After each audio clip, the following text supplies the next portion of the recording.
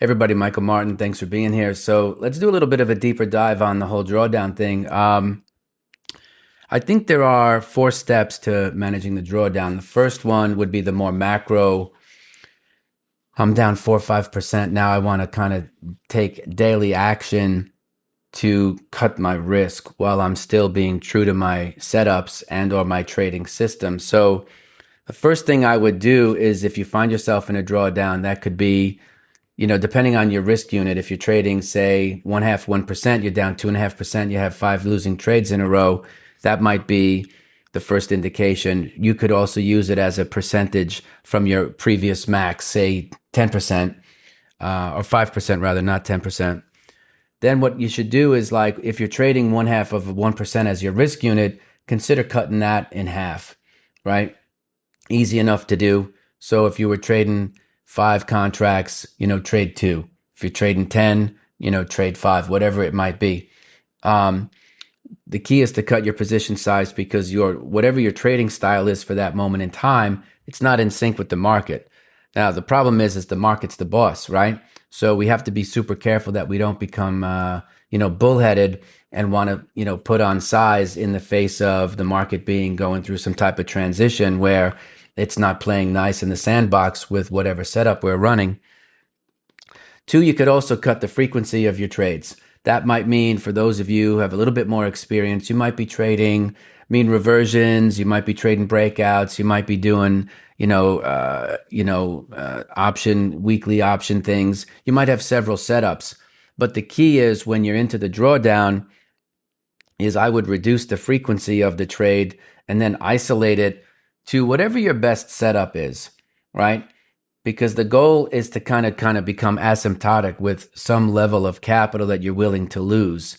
So you want to kind of decelerate that process the deeper into your drawdown you get. So that could be 3, 4, 5%. Cut your frequency, cut your position size, so that by the time you get to 6%, you will have to have put on, 5 or 10 trades to lose that next one full percentage point. But that'll do wonders for you from your confidence standpoint, in that you're still being true to your model, whatever your system is. You could be trading setups, you could be doing VWAP, the whole racket. It doesn't matter to me. The thing is that you want a small emotional touchdown to whatever that low of the drawdown is going to be, and then trade there to get back in the groove. Now, you might be doing the same thing from the beginning of the month to the end of the month, and the market's what's going crazy that's bringing on the drawdown. You can exacerbate that by staying and trading your regular size, or, like I said, you can cut it so that you can get back into the groove with what's going on in the marketplace. To me, the benefit of that is you lessen the acceleration of the drawdown, but then that also has a very appealing vibe to your overall constitution and trader psychology when you're managing risk in the markets by putting on trades. Don't look at it as emasculating. The whole goal is to trade smaller, cut your losers much quicker so that they don't have as big a financial impact on your P&L. But I think most importantly, it's about getting into your confidence, getting your confidence back, right? Because once a person is infused with confidence, there's really no stopping them. There's no telling how high they can go and what they can achieve. But when your confidence is shot, or when the markets are kind of crappy as it relates to how you're trading, the best thing to do is to kind of cut everything down. Some folks even take a haircut on their overall capital. So not only do they cut their risk unit size from, say, 0.5% to 0.25%, then they drop it down and they just trade their best setup that they know and that they own, even if it's losing the money. Then the third thing that they can do, if they want to be hyper conservative, is and say, okay, well, I'm down to 95-cent dollars from my previous high, and for the next 5%, I'm going to cut my overall equity and trade it as if I only have, say, 60% of my original capital. So that means you're trading, you went from 0.5% of 100% of your capital. Now you're trading 0.5% based on 60% of your original capital, which forces you to trade smaller. Again, the goal isn't to win all that money right back. The goal is to get into the groove of the market so that you can kind of groove.